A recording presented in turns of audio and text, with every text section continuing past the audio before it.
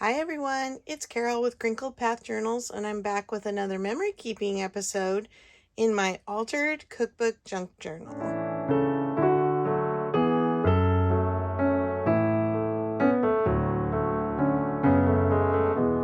I found this sweet little picture in a child's workbook of a little hamster in a very generic cage.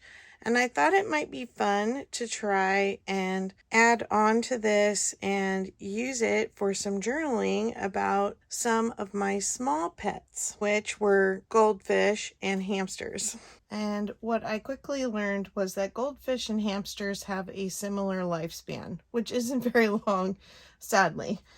I had this cute little picture. I had to cut it out, and so I'm thinking I'm going to glue it down here, and the cage is sunk in the bottom here, and so I need to draw the rest of it out here.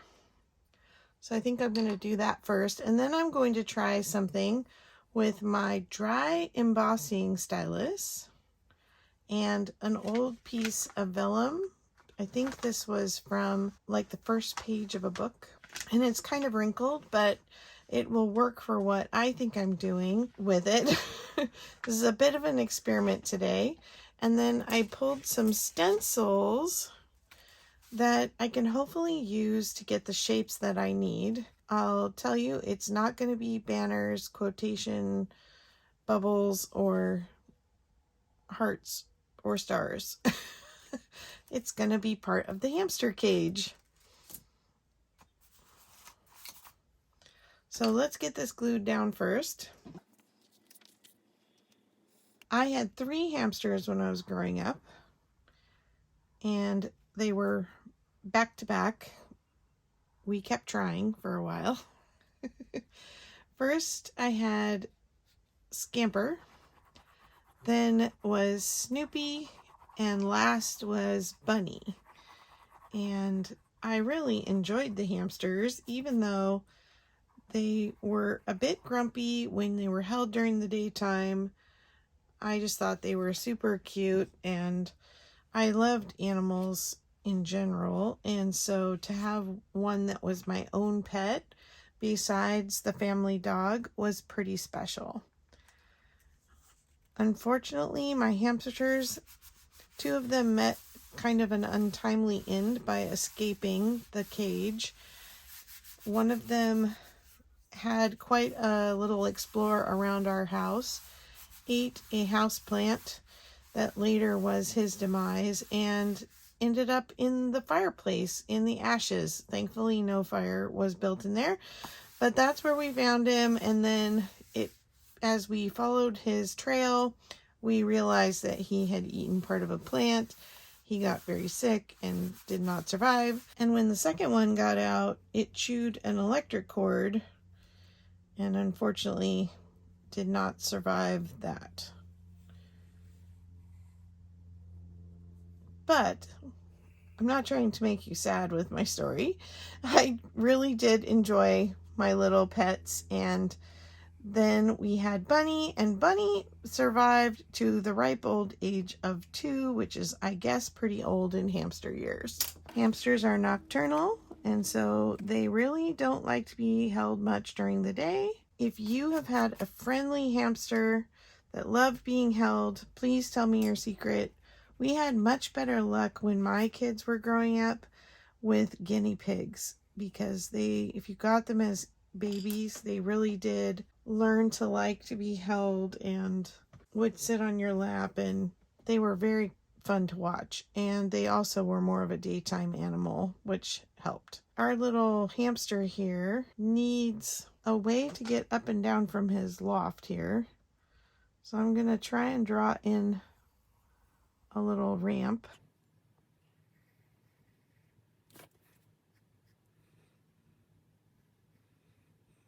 Maybe put some little skid rungs on it for him.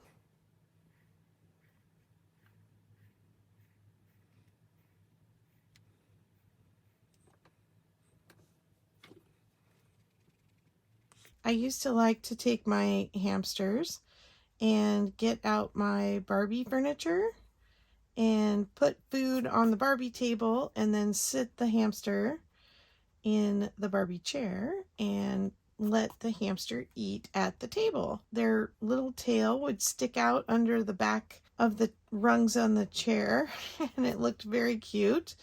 My hamsters also were very patient about riding the Barbie horse for photo shoots, and I remember having a lot of fun, and they didn't seem to actually mind that as much as being held.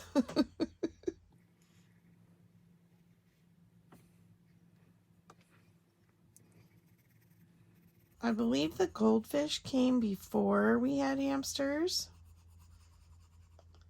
and we just had a bowl, not an aquarium. My job was to fish them out and put them into a little bowl while my mom cleaned the little bowl. And then you had to acclimate them back into the water and feed them every day and try not to overfeed them.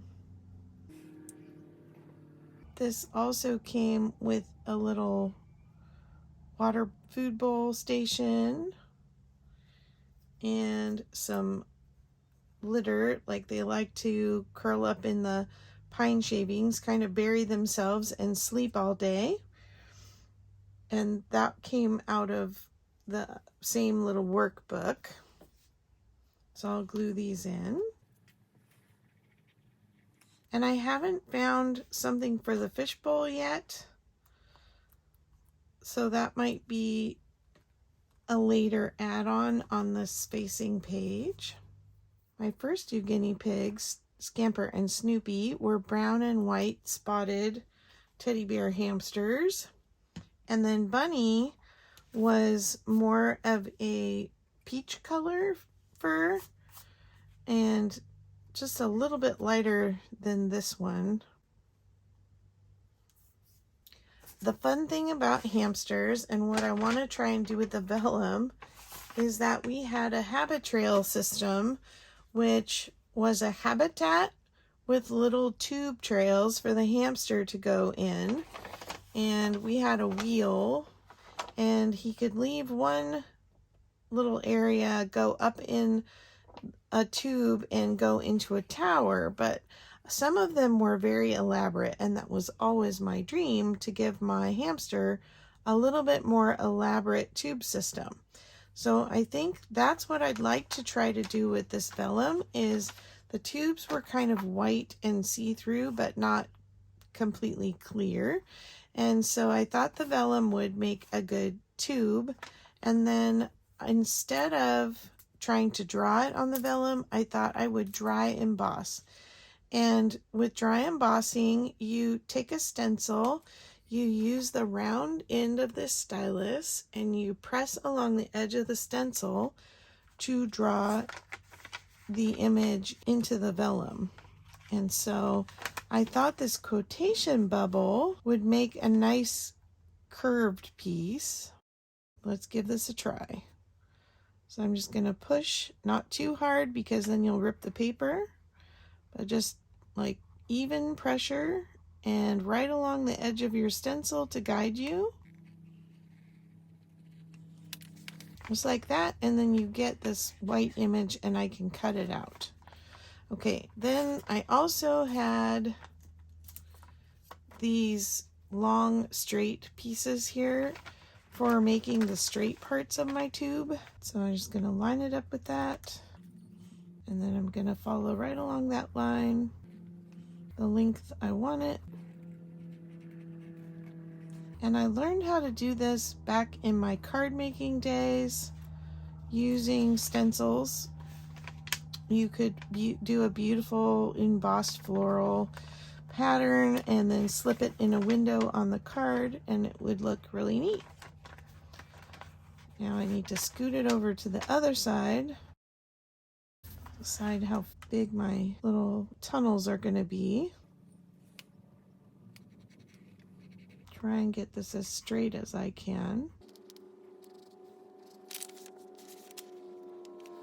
And I'm just kind of holding it over the picture so that I can see like about where I'm going to place it. Okay, where's that quotation? So now I got to do the inside corner. And I just thought this would be a good way to kind of make that see-through habit trail tube. Might have gotten a little bit narrow here, but we're going for representation, not perfection. So let's see, right along here. Probably kind of hard for you to see until I lift it.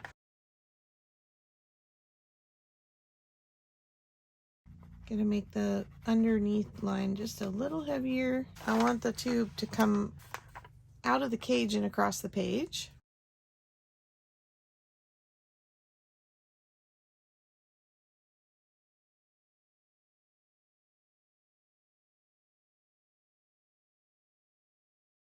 Okay, I need my quotation bubble again for this corner.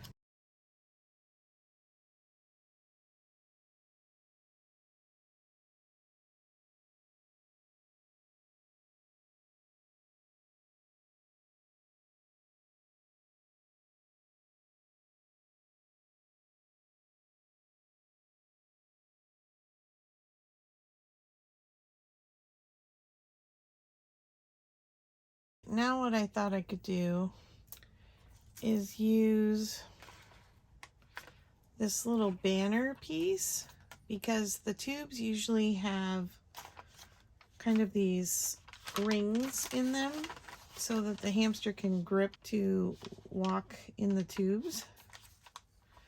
And so I thought I would use this to make those little marks all a little more uniform.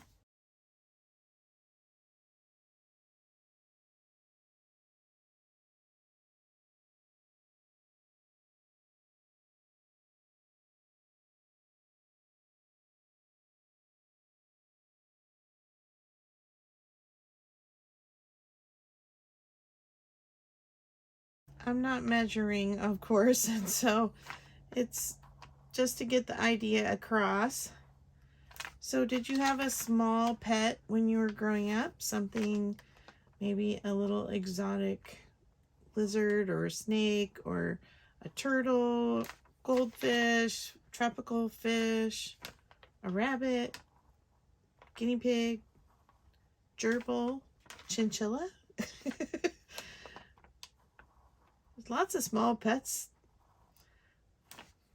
I know for my kids, they really love their guinea pigs, and hermit crabs were a big favorite. And then as they got older, my oldest daughter got leopard geckos and still has leopard geckos as an adult.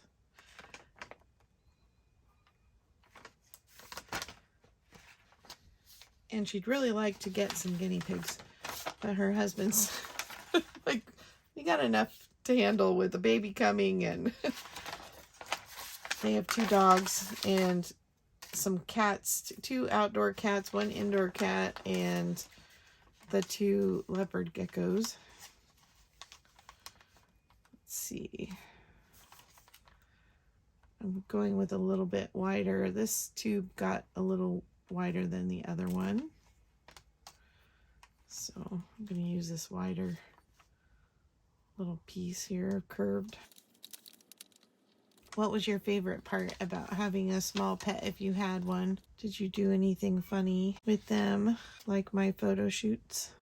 I had a Heidi children's classic book, and it had a beautiful mountain meadow drawing on the back of the cover, and so I would even use that as a prop behind the horse when I would take the horse photos, so that it would look like he was riding in the hills. Oh goodness, I really should try and find some of those photos, get the general idea. And so now I want to take a scissor. Hopefully I have a scissor that isn't too sticky. And then I'm just going to kind of cut this out and put it on our page. So if you'll share something about a pet that you had, especially if you had a small pet, I'm sure I will end up doing more pages about my dogs that I had growing up. But if you had a small pet and you want to share something about it, please put it in the comments below. I love to hear your stories because your stories matter. And I like to tell my story to encourage you to tell your story.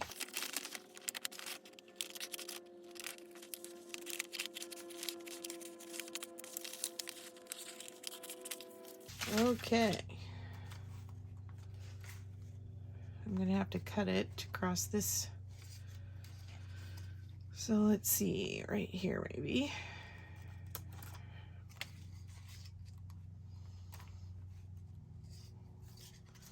The nice thing about a hamster in a journal is it can't escape.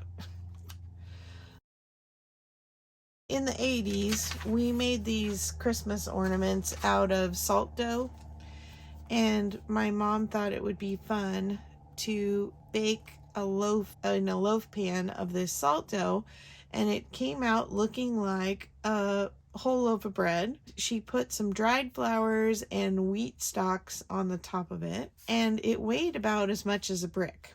And when my hamster started trying to escape, climbing up the walls somehow and pushing on the lid on the top, she started putting that loaf brick of salt dough on top of the cage, and that hamster still managed to squeeze out of things and chew holes in things, and it was pretty amazing and pretty frustrating trying to keep him in. He wanted out of that cage when he wanted out. Okay, now I think let me find something for my goldfish, and then I may make another little room for the hamster to go into, but I want to see what I'm getting used for my goldfish before I do that. Okay, I think I'm going to keep going with my vellum. I pulled one of the book pages that I had pulled out of here so that this would be altered enough that I can add ephemera to the pages. And I just want to cover this little copyright date thing here. So let me see if that'll do it. Yeah, I think that'll work. I'm trying to think of other small pets. Oh, birds.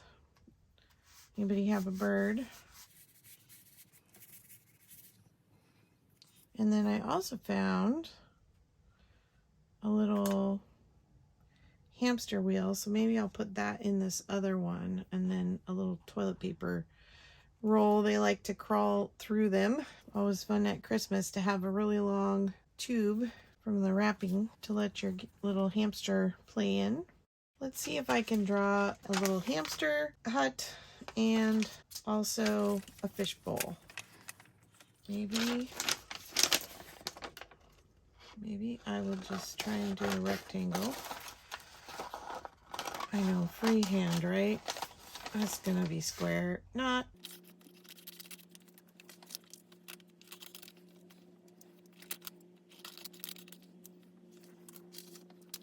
It might not be perfectly square, but it's gonna have rounded corners. Vellum's tough to cut. So now we can probably glue this down. Let's see, this way. We'll put our little hamster wheel in here.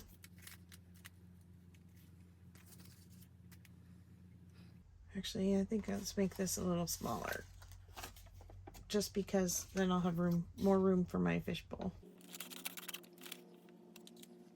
Our hamster used to run on that wheel all night long, and how I slept through it, I have no idea. My parents definitely had to keep my door closed because the noise bothered them. Now we need a fish bowl.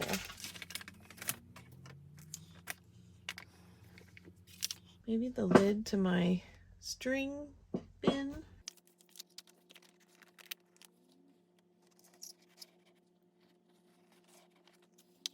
Okay, this is a good example to show you. when you just rub this on the vellum, like on a flat surface, I can see the mark.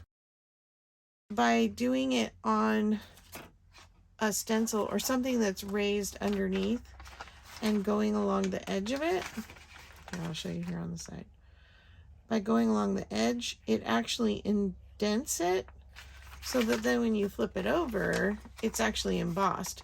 So if you're going to emboss on a card, say you're going to make something like that floral thing for a card, you're going to emboss in reverse. So you have to be careful if you're doing letters or something to make sure you do the opposite direction so that when you turn it over, you can read it correctly.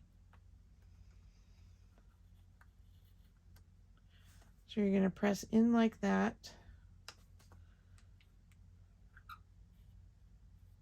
And then when you turn it over, it's actually raised. Oh, and I just did that on my little goldfish bowl. Well, you know what? That gives me an idea.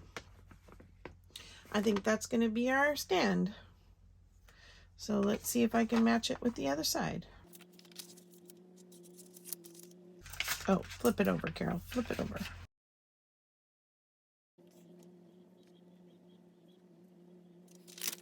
There we go.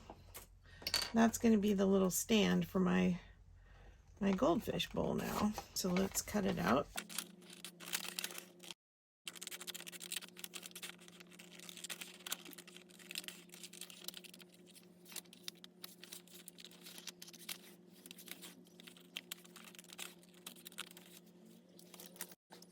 So here's my somewhat fancy goldfish bowl. Let's see if I can just do it freehand since I've already done so much freehand. Okay, there's our goldfish bowl and our little habit trail house. And then I have two goldfish. I think I'm gonna go ahead and cut this little descriptive piece off.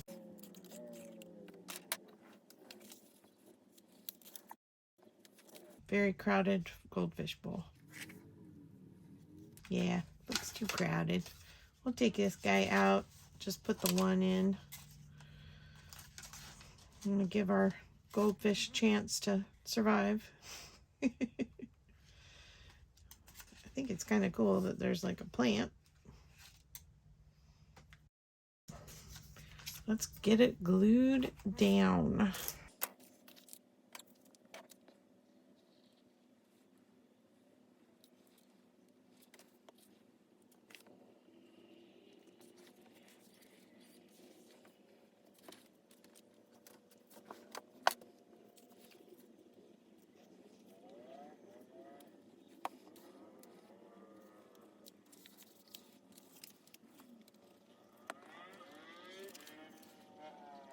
And yes, the glue shows through vellum, which is why I'm just gluing the edges. That's usually enough to hold it in place.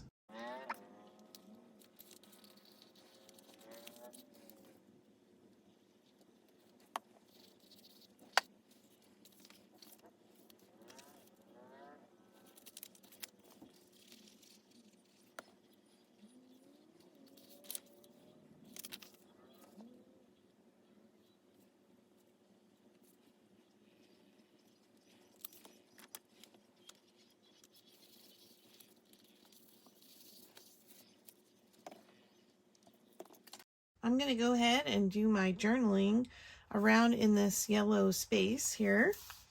And then I'll come back for a little flyover before the video is completed. Thank you to all the new subscribers and to all you faithful watchers. And I really appreciate your comments and I love hearing your stories. Take care and I'll talk to you in the next video. Bye-bye.